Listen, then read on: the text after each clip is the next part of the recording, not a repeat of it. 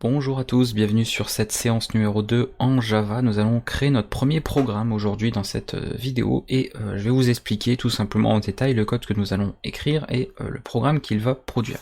Donc on va regarder tout ça en détail avec la création d'un premier script. Alors on avait vu dans la séance précédente comment installer notre machine virtuelle, je vous avais rapidement expliqué mais tout ce qu'il fallait en tout cas pour connaître un peu la différence entre un langage compilé comme le C ou le C++ par exemple, et un langage qui est pseudo-compilé comme le Java, qui ensuite est exécuté sur une machine virtuelle, tout en vous expliquant que l'avantage, c'est que la machine virtuelle étant la même, peu importe le système d'exploitation, on n'avait pas besoin de recompiler une autre version en changeant d'OS. Il suffisait, à partir du même code source, ou à partir éventuellement du même pseudo-code, d'accord, du même programme qui a été pseudo-compilé, l'exécuter, quel que soit le système d'exploitation via la machine virtuelle, d'accord, et qu'il soit automatiquement géré, d'accord, sur n'importe quel système, donc pour produire un programme portable. Et c'est là l'avantage en tout cas que le langage Java a par rapport au langage compilé. Donc on va créer notre premier fichier, et pour un fichier source en Java, on va donc partir d'un fichier texte comme on fait habituellement, d'accord, parce que c'est un fichier qui n'a pas de problème au niveau des conversions, et là on va lui donner un nom. Alors le nom, ça va porter le nom en fait de la classe du fichier, puisque vous allez voir que Java, et je vous en avais parlé, est un langage directement objet. Donc mon approche au niveau du cours sera une approche objet. On ne va pas par exemple commencer à aborder Java en tant que langage procédural, puisque ce n'est pas possible. Même si vous créez le programme le plus petit, Java est déjà un programme objet. Alors comme la classe sera écrite en majuscule au niveau du nom, d'accord, pour la première lettre du nom par convention, on va nommer le fichier comme le nom de la classe, pour pas forcément s'en mêler les pinceaux. Donc moi la classe, je vais l'appeler main app, d'accord, pour implication principale.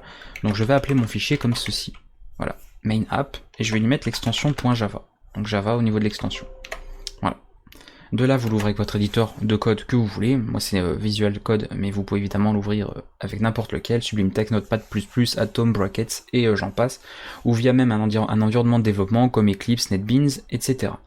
À partir de là, alors on va grossir un petit peu plus la syntaxe, on va commencer à écrire notre classe, d'accord. Java a besoin automatiquement, quel que soit le programme, je vous dis là on va faire le programme le plus petit qui existe, de créer une classe. Si vous venez d'un langage de programmation objet, ou vous connaissez d'autres langages de programmation objet, vous avez suivi mon cours sur Python par exemple, vous savez peut-être ce qu'est une classe, mais comme je pars encore une fois du principe que peut-être Java est le premier langage de programmation que vous apprenez, vous avez besoin de savoir ce qu'est une classe. Grosso modo, et on va rester simple au départ, on n'hésitera pas à aller dans les détails par la suite, une classe, imaginez simplement qu'elle représente une entité, d'accord. Par exemple, on peut faire une classe qui représenterait un être humain, un animal, ce genre de choses, mais ça peut aussi représenter un concept, une idée. Donc là pour le coup c'est un concept, c'est-à-dire une application, d'accord. Donc on va utiliser le mot-clé classe, tout simplement, et on va lui donner un nom. Donc moi je vais reprendre le nom que j'avais dit, main app, comme ceci. Comme pour le langage C, comme pour le langage C++ ou PHP notamment, on va utiliser des accolades, le principe d'accolade, donc c'est le langage utilise ce principe-là. Autant en Python, on va jouer sur l'indentation, sur les tabulations, ce genre de choses, mais ici pour Java, c'est comme pour le langage C, C++, JavaScript, PHP, si vous avez l'habitude de ces langages, si vous avez déjà programmé dans ces langages, on utilisera le principe des accolades.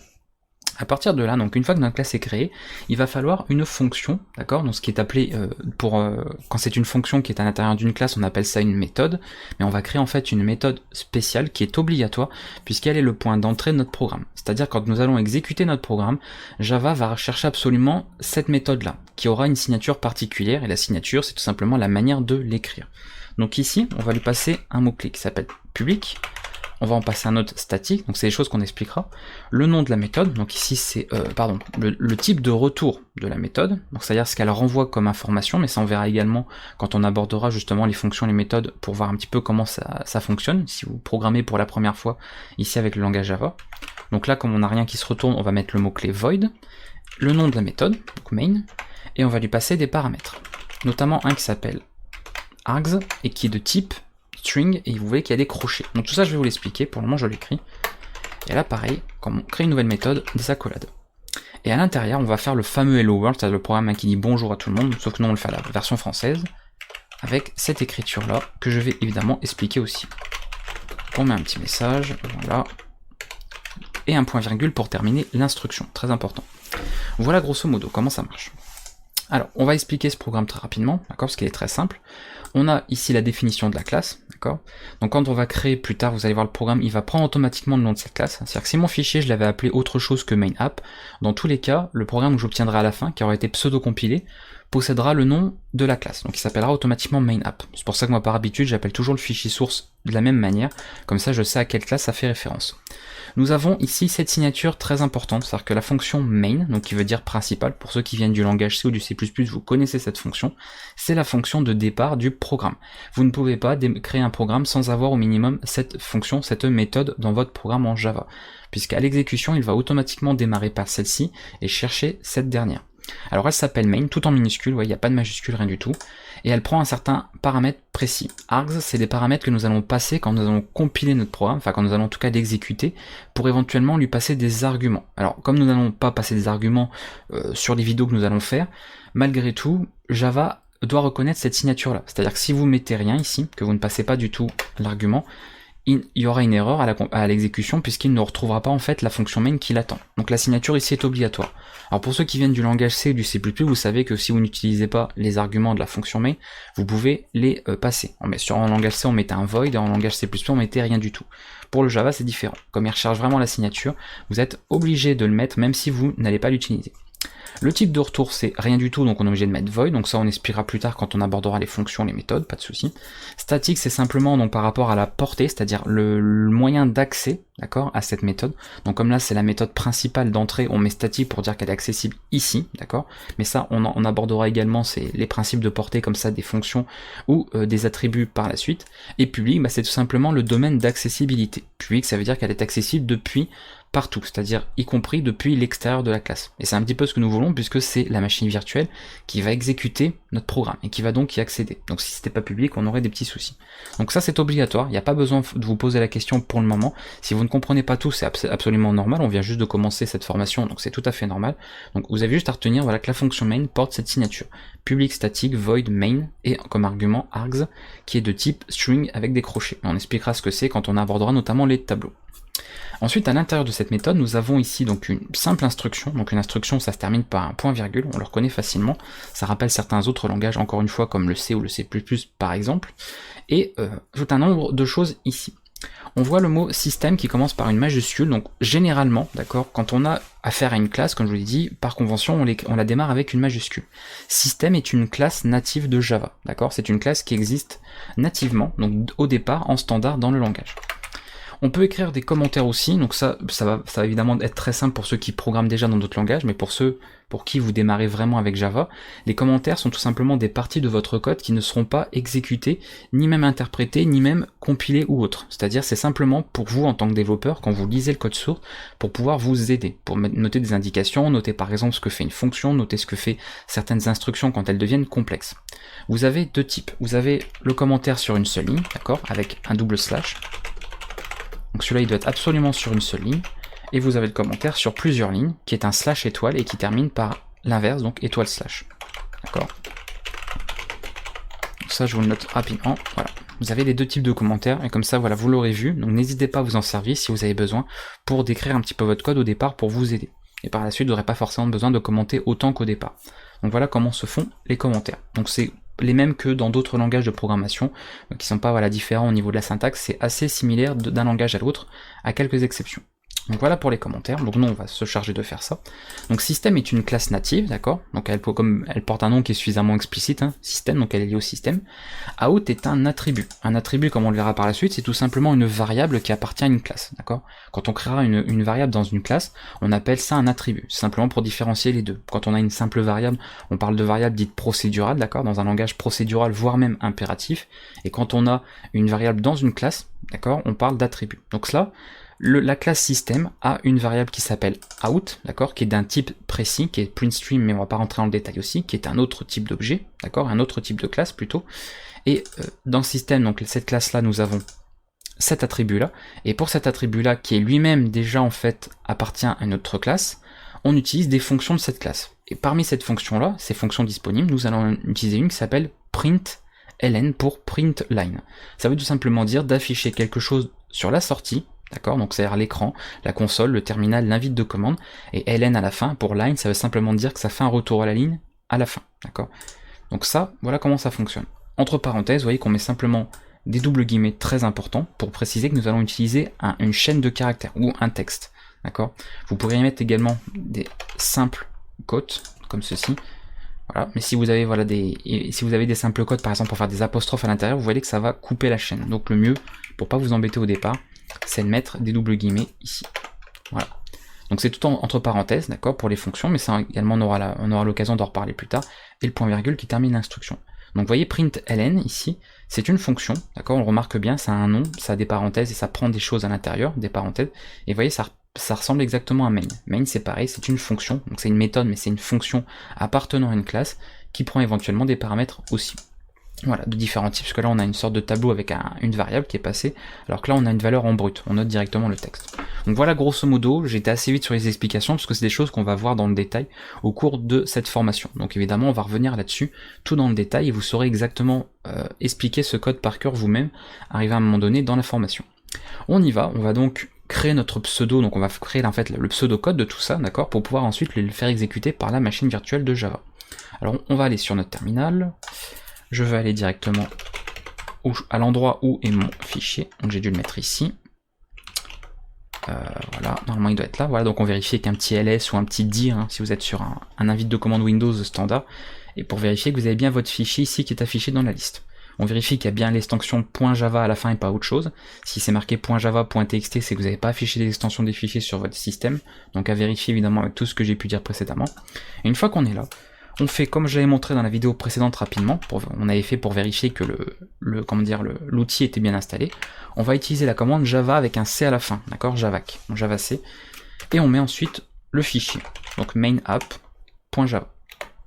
On fait ça, et là nous obtenons, si je refais un dir ou un ls, un fichier mainapp.class. Donc vous voyez, là c'est pas qu'il a pris le nom du fichier source, d'accord, en fait il a pris le nom ici que vous avez mis dans le code. Donc si ça je l'appelle truc, et bien le fichier s'appellera truc.class, d'accord? C'est pas le nom lié au fichier ici. Encore une fois, c'est simplement que moi je mets le même pour pas se perdre, comme ça je sais qu'en dans ce fichier là, j'ai une classe qui s'appelle mainapp, puisque c'est comme ça que j'ai nommé mon fichier. Donc c'est par choix que je fais ça, pour que ce soit plus facile de s'y retrouver quand on a plusieurs fichiers sources par la suite. Et de là, on va pouvoir exécuter notre programme avec la commande Java, d'accord? Donc normalement tout ça, ça doit être installé, hein, Java C, Java, vous avez dû installer comme il faut dans la variable d'environnement, parce qu'on l'a vu dans la vidéo précédente. Si ce n'est pas le cas, bah faites-le évidemment avant, parce que je ne reviendrai pas dessus. Et là, on va simplement noter, on peut juste noter le nom, on n'a pas besoin de mettre le point classe, d'accord? Vous mettez juste le nom comme ça, et automatiquement il va chercher un fichier qui a l'extension classe à la fin. Et vous faites ça, la machine virtuelle démarre, ça peut être peut-être long à la première exécution, parce qu'il faut qu'il exécute la machine virtuelle pour la première fois, mais après en général, les autres fois, ça va beaucoup plus vite à s'exécuter. Et voilà le programme donc qui s'affiche à l'écran, donc ici sur mon invite de commande, PowerShell, d'accord? Donc le terminal, voilà la ligne de commande, peu importe le nom que vous lui donnez, c'est la même chose. Donc voilà comment ça fonctionne pour ce programme minimal en Java, votre premier programme en tout cas créé. Donc vous comprenez bien que là on va vraiment travailler avec ce principe de classe et ce principe d'objet. Si vous n'avez pas fait de programmation objet, je vous invite à regarder dans ma playlist Aide Générale, j'ai fait une vidéo sur le paradigme justement sur la programmation objet. C'est une vidéo qui pourra vous aider, que ce soit pour maintenant ou pour plus tard, à comprendre justement ce principe. Qu'est-ce que la programmation objet, qu'est-ce qu'une classe, qu'est-ce qu'un objet, etc. Donc je vais évidemment l'expliquer dans le détail sur cette vidéo encore une fois, mais si vous voulez bien comprendre le concept déjà général, qui peut s'appliquer à n'importe quel langage, n'hésitez pas à voir cette vidéo qui je pense vous sera utile. Dans tous les cas, on reviendra là-dessus puisqu'on va vraiment aborder toutes ces notions avec ce langage puisqu'elles sont un petit peu particulières. C'est-à-dire que là où nous avons d'autres langages où nous pouvions travailler directement en procédural, sans par exemple créer de classe, encore une fois vous voyez qu'en Java, le moindre petit programme que nous voulons faire, nous sommes obligés de créer une classe directement. D'accord ? Si je fais pas de classe, il y aura tout simplement un problème à l'exécution, ça ne marchera pas. Donc on doit avoir cette classe minimale et la fameuse fonction ici, la méthode main, qui est le point d'entrée encore une fois du programme. Et après à l'intérieur vous mettez ce que vous voulez et c'est là que nous allons apprendre beaucoup de choses, que vous allez apprendre en tout cas beaucoup de choses par rapport au langage Java pour pouvoir manipuler tout ça dans vos programmes. J'espère que cette vidéo vous a plu, elle était très courte, hein, il n'y avait pas grand chose à aborder pour commencer, hein, on commence doucement encore une fois, on va avoir pas mal d'autres choses de toute façon à voir, cette formation va être très longue de toute façon, il va y avoir énormément de notions, même si on ne pourra évidemment pas tout voir puisque le Java est absolument immense en termes de possibilités, de fonctionnalités, présente même en natif par défaut dans le langage, on essaiera de voir quand même un maximum de choses. Après, petit conseil de fin, si c'est vraiment le premier langage de programmation que vous abordez, je le conseille pas forcément, d'accord? Alors pas forcément parce que le paradigme objet est compliqué au départ, parce que je pense tout à fait qu'on puisse apprendre la programmation avec un premier langage qui est déjà un langage objet. Je pense pas que ce soit forcément une contrainte ou un obstacle. On peut très bien apprendre comme ça, mais simplement parce que le langage Java est un langage qui est vraiment très très complet, qui possède énormément de choses, qui est assez verbeux, dans le sens où chaque chose que nous allons faire est notée. Vous voyez que rien que pour une petite méthode, on a plusieurs mots, d'accord? On a public, static, void, main, et on a tout un tas de choses. Donc pour le moindre petit programme, on a déjà énormément de mots-clés présents. Donc c'est peut-être pas forcément l'idéal si c'est le premier langage que vous apprenez et que vous avez tendance à avoir des difficultés pour quelque chose de nouveau. Donc si vraiment au cours des vidéos qu'il y aura, vous voyez que vraiment vous galérez trop au niveau du Java, n'hésitez pas à vous orienter plutôt vers un langage plus accessible, le langage Python par exemple, ou même directement un langage procédural comme le C, qui sera évidemment où il y aura, on va dire, toute la partie objet en moins. Donc il restera complexe quand même, mais il y aura tout un paradigme en moins, donc ça vous permettra d'aborder les choses peut-être plus naturellement pour vous. Donc faut pas vous embêter si vous voyez que c'est trop compliqué, qu'il y a des moments où vous êtes vraiment bloqué, plutôt que de forcer les choses, il y a des moments il suffit de le voir autrement. Donc n'hésitez pas. Après, si vous aimez la difficulté, si ça vous pose pas de problème, si vous êtes quelqu'un de patient, vous êtes motivé, il n'y a aucun problème, vous pouvez très bien découvrir la programmation informatique avec le langage Java, il n'y a pas de souci.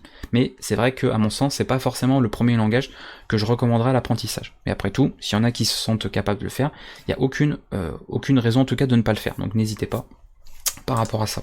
S'il y a des questions, pareil, vous pouvez laisser dans les commentaires de la vidéo, vous savez que je réponds de toute façon tout le temps aux commentaires, même si la vidéo, même dans un an, même un an plus tard, quand la vidéo aura été publiée, et que vous voulez laisser des commentaires dessus parce que vous venez d'arriver sur la chaîne, évidemment, n'hésitez pas à laisser des commentaires, je les verrai et j'y répondrai un maximum pour que vous puissiez avancer dans ce que vous apprenez.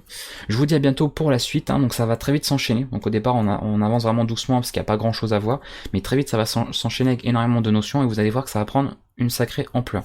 Donc c'est vraiment le moment de tout installer comme il faut, de poser des questions s'il y en a, et nous on se voit prochainement pour la séance numéro 3. À bientôt tout le monde.